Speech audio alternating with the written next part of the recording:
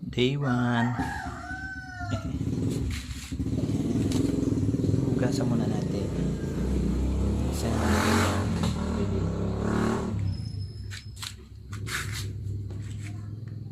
Gagawa kami ng itlog maalat. Yun.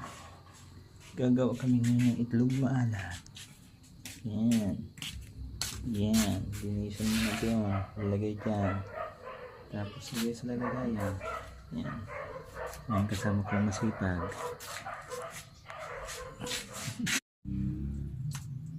Ganito po ang paggawa ng putik para sa itlog maalat. Nagmumukha na akong putik. Ito ang putik. Kita yung putik ko? Ito.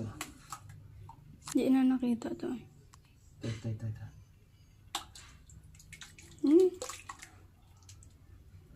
Malinaw ba? Po. Parang Hindi isang na nating i-mud pack. Ayos na yan.